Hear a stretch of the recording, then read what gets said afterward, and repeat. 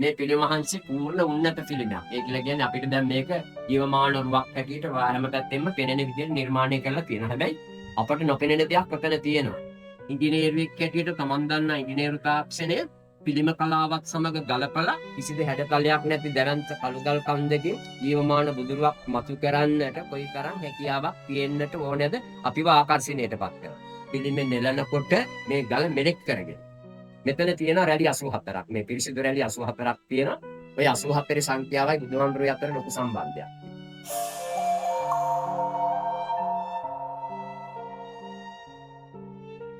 ඔයත් දැන් ඉන්නේ අවුක්කල රජමහා විහාරස්ථානයේ. අවුක්කල රජමහා විහාරස්ථානය කියලා කියන්නේ අති පැරණි බෞද්ධ සිද්ධාස්ථානයක්. ඒ කියන්නේ මෙහි මහරහතන් වහන්සේ වැඩි කාලේ ඉඳලා තියෙන පැරණි ස්ථානයක් මේ ස්ථානය. මේ කැලෑවෙන් වැහිලා තියෙනවා පැරණි ගල්ලෙන් 10ක් 12ක් තියෙනවා රහතන් වහන්සේලා වැඩ සිටි භූමිය. ඒවා එක්තර ගොඩක් වෙලාවට මේ වෙලා කියන්න බෑ අපට විස්තරය කියලා දෙන්න ඕනේ. එතකොට ක්‍රිස්තුවස් 5 වෙනි සියවස වෙනකොට මේ රජරට පුරාවට ලොකු විකෘතියක් ඇති වුණා සොලී ආක්‍රමණය. මොකද සොලී ආක්‍රමණිකයෝ ඇවිල්ලා මේ ගොඩාක් තැන්වල තිබිච්ච වෙහෙර විහාරය විතරක් නෙමෙයි දැව්වමුණු පවා විකෘති කළා විනාශ කළා තිබිච්ච අවත. එතකොට මේ ස්ථානයත් එහෙම වෙලා ඊට පස්සේ ක්‍රිස්තුවස් 5 වෙනි සියවසේදී තමයි මේ වෙනස වෙලා. මේ කලාවැව නිර්මාණය වෙච්චි තමයි මේ පිළිමහන්සේ නිර්මාණය වෙලා තියෙන්නේ. මොකද කලාවැව හදනකොට රජුරන්ට අවශ්‍ය වුණා ඒ කලාවැවේ තියෙන විශේෂ වැඩ ටික කරගන්න දක්ෂ ශිල්පී. ඒ කාලේ ඉතින් sannivedanaye තිබුණේ අනබෙරයනේ. අනබෙරය යවපුවාම ඉදිරිපත් වෙච්ච මණිකක් හා සමාන පුද්ගලෙක් තමයි ඔය බරණ කියන ශිල්පී. දැන් ඉතින් ඔය බෝඩ් වල නම් තියෙන්නේ බරණ නම් දල්බබුවා කියලා. අනේ ඉතින් එහෙම තමයි අපේ රටේ ඔය නේද නම් මුලම දෙහින්නේ වෙන්නේ. ක්‍රිස්තුවස් 5 වෙනි සියවසේ ලංකාවේ ජීවත් වෙච්ච මෙදකලාවේ ජීවත් වෙමින් ඊළඟට ඉංජිනේරු තාක්ෂණය හොඳට දැනගෙන හිටපු ඉංජිනේරෙක්. පිළිම කලාවත් නිවැරදිවම දැනගෙන හිටපු ප්‍රතිමා ශිල්පියෙක්. වාගේම හොඳ බෞද්ධයෙක් මෙදකලා ජීවිතයක් ගත කළා. කොහොම හරි අනබෙරේට අනුව මෙයා ඉදිරිපත් වුණා කලාවැවේ වැඩ ටික බාර ගන්න. ධාතුසේන රජුරන්ට ඒ වෙලාවේ අවශ්‍යතාවය තිබුණේ කලාවැව හදන්න. ඒක නිසා කලාවැව හදන්න තමයි බාර දුන්නේ. පිළිමයක් නෙලන්න කියලා හැබැයි කොහෙවත් විධානයක් කළා නෑ බං. මෙහෙම සිද්ධියක් වෙලා තියෙන්නේ මොකද දැන් මේ ඉස්සරහා තමයි කලාවැව පිටවන්නේ. මේ පර්වතයේ ළඟ ඉඳලා කෙඩින්ගොර බැලුවොත් කිලෝමීටරයක්වත් නෑ. එතකොට බරණ ශිල්පියා කලාවැව හදන ඉසල්වට ඇවිල්ලා කලාවැව හදන්න ඉස්සෙල්ලා ඒ භූමි නිරීක්ෂණයක් කරලා මේ අවට වටපිටාව පිළිබඳව සෝදිසි මෙහෙයුමක් කරද්දී මෙයා මේ දැවැන්ත පර්වතයේ දැක්කම ඇතිවෙච්ච අදහසක් මේ ක්‍රියාත්මක කරනවා. එයාට හිතලා තියෙනවා කලාවැව දිසාවට නෙත්‍යමාගෙන සිටින පිළිමහන්සේ නමක්. ළඟේ අදහස තමයි මේ ක්‍රියාත්මක වෙලා තියෙන්නේ. එතනදී හැබැයි දැන් බරණ අවබෝධ කරගෙන හිටියා දැන් මේ වෙලාවේ රජුරවන්ට උමනාකම තියෙන්නේ කලාවැව හදන්න. ඒක නිසා එකට බාධකයක් නොවන විදියට බරණ ශිල්පියා මොකද කරේ? උපායශීලීව උපක්‍රමශීලීව කලාවැවේ වැඩ පටන් ගන්නවත් එක්කම පිළිමෙ නෙලන්නත් පටන් ගත්තා. ආයේ කොහෙවත් තැනක සඳහන් වෙලා නැහැ අවතර ගත්තා අවතර දුන්න එහෙම මොකක්වත් කතන්දරයක් නැහැ. වැඩේ අවසන් කරලා තමයි හරියටම වැඩ දෙකම නිමා කළා තමයි රජුරන්ට බාර දීලා තියෙන්නේ. දැන් අද ලෝකයේ තියෙන අති විශිෂ්ට ගණයේ නිර්මාණයක් අවුකන පිළිමහන්සේ මේ ඉහළින් ගිය නිර්මාණයක් තවත් නැහැ. සම්පූර්ණයෙන් මේ පර්වතයෙන් තමයි මේ පිළිමහන්සේ මතු කරන්නේ. සම්පූර්ණයෙන්ම ඒ පර්වතයෙන් මතු කරලා තියෙන්නේ මෙන්න මේ පద్මාසනයේ මේක වෙනම කොටස් දෙකක් හදලා යටියම් කරලා මෙතෙන්ට බද්ධ කරපු කොටස් දෙකක් පසු කාලෙක මේ එතනින් එහාට නම් පිහිටිකල් පොළව අස්සේ ඉඳලා උඩ කෙළවර දක්වා පිහිටිකලෙන් තමයි සම්පූර්ණයෙන් පිළිමහන්සේ මතු කරන්නේ. එතකොට උඩින් ඉඳලා පහළට තමයි නෙලාවේ. ඊළඟට මේ පිළිමහන්සේ පූර්ණ උන්නත පිළිමයක්. ඒ කියලා කියන්නේ අපිට දැන් මේක ජීවමාන රුවක් හැටියට හැම පැත්තෙම පෙනෙන විදිහට නිර්මාණය කරලා තියෙනවා. හැබැයි අපට නොපෙනෙන දෙයක් ඔතන තියෙනවා. ඒ කියන්නේ පිළිමහන්සේ ප්‍රධාන ගලෙන් වෙන් කරලා නැහැ. මෙන්න මේ පිටකොන්ද හරියේ ඉඳලා පහළට අඩි 10ක් 12ක් පහළට එනකල් ප්‍රධාන ගලෙන් වෙන් කරලා නැහැ. බුදුහාමුදුරුවෝ ධර්මදේශනා පවත්වනකොට යම් කරුණු පැහැදිලි කරන්න ওই හස්ත සංඥා භාවිතා කරලා තියෙනවානේ. ඔය හස්ත සංඥා තමයි ඔය පිළිම කලාවේදී හඳුන්වන්නේ හස්ත මුද්‍රා කියලා. මේ හස්ත මුද්‍රාව හඳුන්වන්නේ අභය මුද්‍රාව කියලා. අභය මුද්‍රාව කියලා කියන්නේ නිර්භය භාවය ප්‍රකාශ කරන මුද්‍රාව. ඉතින් නිර්භය භාවය ගැන කතා කරනවා නම් බුදුහාමුදුරන්ගේ අනන්තයි අප්‍රමාණයි. අපි කෙටියෙන් කතා කළොත් බෝධිසත්ව අවදී ඉඳලා බුද්ධ පරිනිර්වාණය දක්වා කාලය ගත්තාම අල්පෙනිති තුඩකින් තරම්වත් තමන්ටවත් අනුන්ටවත් කිසිම කෙනෙකුට හිංසාවක් පීඩාවක් කරදරයක් නොකරති. එතකොට බය වෙන්න කිසිදු හේතුවක් නැහැනේ. බය වෙන්න කිසිදු හේතුවක් නැහැ. අනිත් එක බය වෙන්න තිබිච්ච බලවේග සියල්ලම මර්ධනය කරගත්තා. ඒක නිසා මේ බය වෙන්න හේතුවක් නැහැ. මේ උද්දච්චකමින් උඩඟුකමින් නෙවෙයි මේ අපදිගු කරගෙන ලෝකයාට දයානුකම්පාවෙන් අදහසක් දෙනවා. ඔබටත් පුළුවන් ඔබ නිවැරදි වූ තරමට ඔබ නිර්දෝෂ වූ පමණට නේද ඔබටත් අන් අයටත් නිර්දෝෂ වූ තරමට ඔබට පුළුවන්කම තියෙනවා මේ මහ පොළොව මත බය නැතුව පය ගහලා ජීවත් වෙන්න කියන කාරණේ අවධාරණය කරන්න. මේ අභය මුද්‍රාව නිවැරදිවම නෙලලා තියෙන පිළිමයක් අවකල පිළිමයක්. මොකද අභය මුද්‍රාවේ ඉරියව්ව බොහොම ඍජු ඉරියව්වක් වෙන්නට ඕනේ වීර මුද්‍රාවක් නෙමෙයිද? එතකොට මේ ඍජුභාවය අපට බැලුබැල්මට පෙනෙනවා ඍජුයි කියලා. කෙස් ගහකිනුද ඇදකුද වීමක් නැහැයි කියලා. එනකොට මේ ශිල්පිය අපට ජීවමාන සාක්ෂියක් මෙතනින් පෙන්වනවා.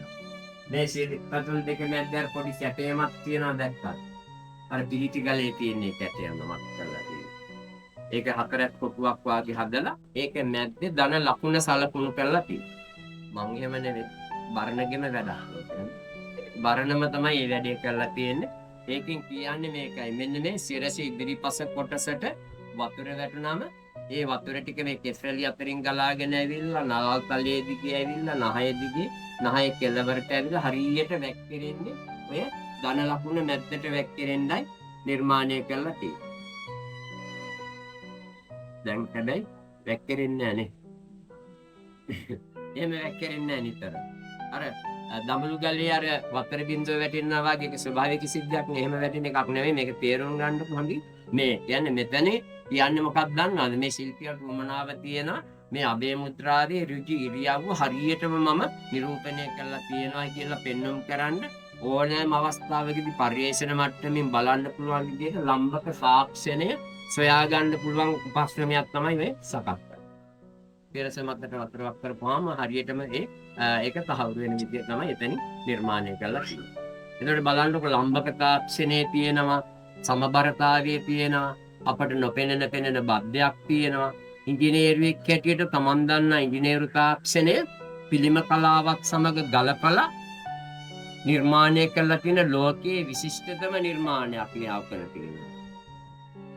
ඉංජිනේරු තාක්ෂණයේ සාක්ෂි සහිතව පෙන්වනවා. ඊළඟට ඉතින් මෙතන තියෙන විශේෂත්වය තමයි දැන් ඕගොල්ලන් මෙතෙන්ට ආපුවාම අමුතුම මානසිකත්වයක් ගොඩනැගිලා තියෙනවා. ඔයාලට නොතේරුණාට ඔයාලා දැන් ලොකු පින්කමක් කරන ස්වරූපයෙන් ඉන්නේ. ඔයාලා දැන් හිතාගෙන ඉන්නේම අපේ බුදුහාමුදුරුව අභියස තමයි අපි මේ ඉන්නේ. හරියටම හරි. ඒකනේ හිතෙන්න ඕනේ අපටනේ. එතකොට අපිට එහෙම හිතෙන මට්ටමට ආකර්ශනීය මට්ටමට මේ අර කිසිදු හැඩතලයක් නැති දැවැන්ත කළුගල් කන්දකින් මේ බුදු ජීවමාන බුදුරුවක් මතු කරන්නට කොයිතරම් හැකියාවක් තියෙන්නට ඕනේද අපිව ආකර්ෂණයටපත් කරලා. ඔබ විතරක් නෙවෙයි අන්‍යාගමිකයෙක් ආවත් මේ ආකර්ෂණයටපත් වෙනවා. අපි ඉදිරියේ වඳින්න ලැජ්ජා නිසා දෝෂ වලට වඳින්න සමහර ඇත්තෝ ඇවිල්ලා මල් තියලා වන්දනාමාන කරනවා. අපිට එහෙම නෙමෙයිනේ මලක් පහනක් පූජා කරන්න.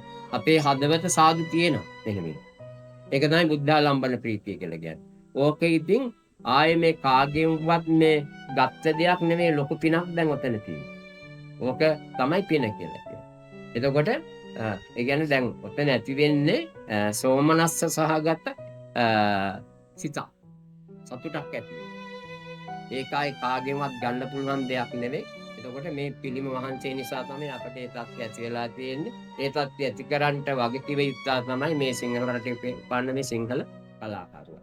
බලන්නකෝ බුදුහාමුදුරන්ගේ මුව මඩල දිහා බොහොම පිරිසිදු පිරිපුන් මොහොනක් පෙන්වුම් කරන්නේ.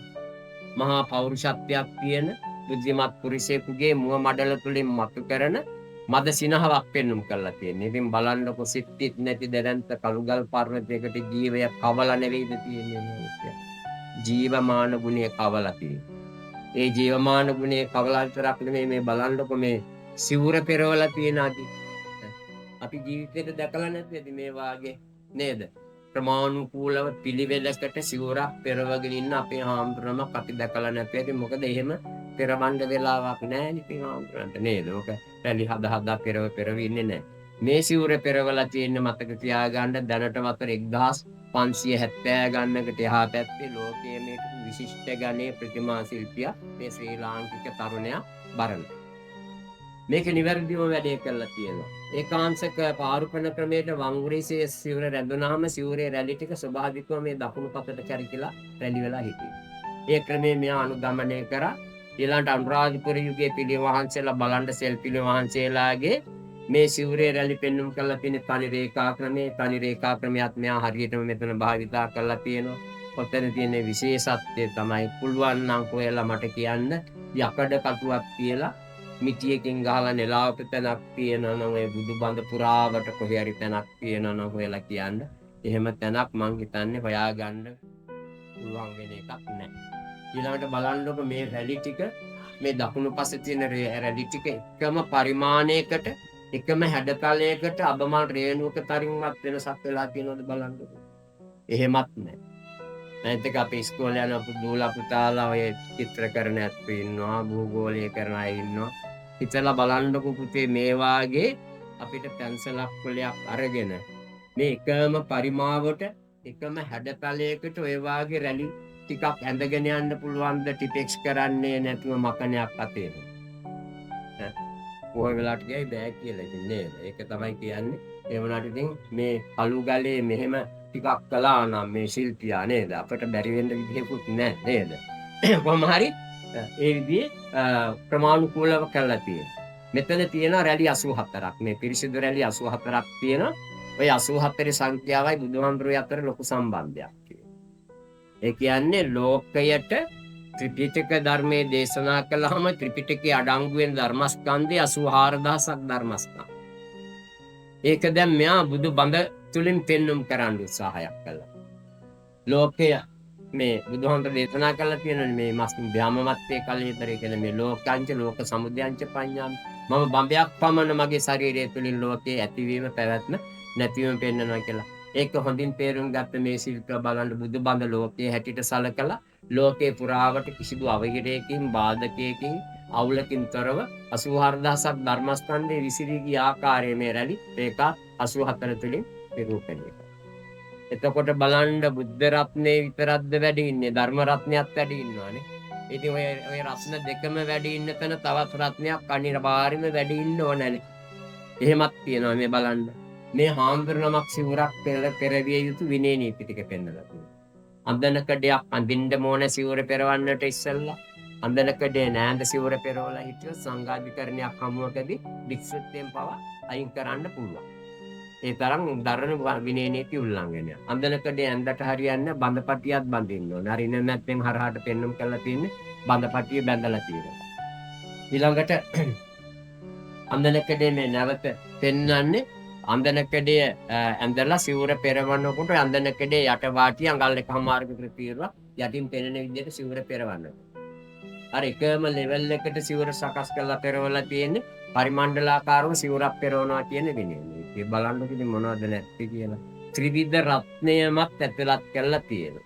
84000ක් ධර්මස්කන්ධය ඇතුළත් කරලා තියෙනවා. පිළිම කලාව නිවැරදිවම උපයෝගී කරගෙන තියෙනවා. දෙතිස් මහා පුරුෂ ලක්ෂණ සියල්ලක්ම නැති වුණාට බොහොමයක් ඒවා මෙතන අඩංගු කරලා තියෙනවා. ඊළඟට පිළිම කලාව විතරක් නෙවෙයි ඉංජිනේරු තාක්ෂණයත් මෙතෙන්ට සම්බන්ධ කරලා තියෙනවා. දැන් තියෙන ගැටලුව මේ තරම් සිව්මැලිද කළුගල් හිතන්නටවත් බැරි එකනේ. ඉතින් මේක කරලා තියෙන්නේ මෙයා හොඳ අධ්‍යාත්මික ශක්තියක් ගොඩනගාගෙන. ඒ කියන්නේ මෙයා බුදුදහම පිළිබඳව පරිපරයටපත් වෙච්ච කෙනෙක්, නිතර බුද්ධානුස්සති භාවනා වඩපු කෙනෙක්. මෙයා මේ පිළිමෙන් නෙලනකොට මේ ගල මෙලෙක් කරගෙන සාමාන්‍යයෙන් කළු ගලකට වඩා දැඩි ශ්‍රේණියේ ගලක් නේ. අද මේ කොටසයි පිළිමෙන් නෙලන්නේ කියලා තීරණය කළා. මේ පරිසරයෙන් අඳුනාගත්ත ගස්වල පංචාංගය අඳුනාගත්ත ගස්වල පංචාංගය කියලා කියන්නේ මුල් පොතු කොළ ගෙඩි මල් අමුවෙන් එකතු කරලා ඇල් වතුර සමග එකතු කරලා මේක හොඳට සිනිඳුවෙන් අඹරලා ඒකෙන් බදාමයක් හදාගෙන පල්පයක් වගේ හදාගෙන කැටේම කළ යුතු කොටස ඉස්සෙල්ලා අලවලා තියලා ඒ අලවලා තිබිච්ච කාලේ වර්තමාන කාලෙට ගලපනකොට විනාඩි 90ක විතර කාලයක් ඒ විනාඩි 90කින් පස්සේ පල්පේ ඉවත් කළාම ඒ කොටසේ ගල කැටේම කරන්න පුළුවන් මට්ටමට මෙලෙක් වෙනවා. මෙයා කරලා තියෙන්නේ යකඩ කටුමිටි භාවිතා කරලා සිව්මැලි ලෝහ කියලා කියන්නේ එක්කෝ රත්තරන් එක්කෝ රිදී. අදාපු හැඩතල තුන කාග්ද කට්ටල තුනක් තියාගෙන මේ ඇඟිලි සයිස් වෙන්න පුළුවන්. තියාගෙන මේ මෙලෙක් පිච්ච කොටස් සූරලා ඉවත් කරමින් තමයි මේ පිළිමේ නිර්මාණය කරලා තියෙන්නේ. අවුරුදු 7ක් තිස්සේ මේ පිළිමේ ওই විදිහට තමයි නිර්මාණය. අවුරුදු 7න් පස්සේ සම්පූර්ණ ජීවමාන බුදුරුවක්ම ඇවිල්ලා තියෙනවා. දාසසේන රජුරෝ දැකලා පැහැදිලා මෙයාට ඔය එප්පාවල කිට්ටුවේ තියෙන ගල්වඩුවාගම කියන ගම. ඒ බරණට පෑගි වශයෙන් දීපු ගම. ඊට අමතරව මේ ස්ථානයේ දෙවන්ත පිළිම ගයක්. අපි කියන්නේ බුදුමැදුරක් කියලා. බුදුමැදුරක් මෙතන තිබිලා තියෙනවා. ඒ බුදුමැදුර හදන්න 20000ක බලෑනියක් රජුරෝ දීලා තියෙනවා. හැබැයි තනිකර බරණගේ සැලසුමට කරලා තියෙනවා. මේ මල්ලාසන දෙක විතරයි අලුත් ඒවාට තියෙන්නේ. මේ හොඳට ඉඩකඩ තියෙන්න හදලා තියෙන්නේ බරණගේ සැලසුමට අනුව වන්දනාමාන කරන්න, බණ භාවනා කරන්න, සක්මන් කරන්න ඒවට. මේ ලොකු කවුළු ලොකු දොර කවුළු තියලා තියෙන්නේ මෙතන සිසිල් බව රැඳෙන්න ඕන. වාතාශ්‍රය හොඳින් ලැබෙන්න ඕන, හිරුවෙලිය වැටෙන්න ඕන, වැහිපොද සිරිපොද වැටෙන්න ඕන. ඒ ක්‍රමයට සැලසුම් කරපු දෙවන්ත පිළිම ගයක් මේ ස්ථානයේ තිබිලා තියෙනවා. අද නටබුන් තත්ත්වයේ පවතිනවා. මේවත් කරා වෙලා තිබිලා මේ නැවත ගොඩනගපුවා තමයි මේ මාක් කරලා තියෙන්නේ. ඕක තමයි පිළිම වහන්සේගේ සැබෑ කතාව. පුළුවන් තරම් කෙටියෙන් ඉක්මනින් කිව්වේ. අපහැදිලි තැනක් තියෙනවා නම් අහන්න කියලා දෙන්න. එහෙනම් සියලු දෙනාට සියලු කටයුතු වඩා හොඳින් කරගෙන යාමට තෙරුවන් සරණින් ශක්තිය ධෛර්යය ලැබේවා. යන එන ගමන් බිමන් නිර්පදිශව කරගෙන යන්නට අවුකන පිළිම වහන්සේගේ මුළු මහත් බුද්ධ ශාසනයේ ශක්තිය ධෛර්යය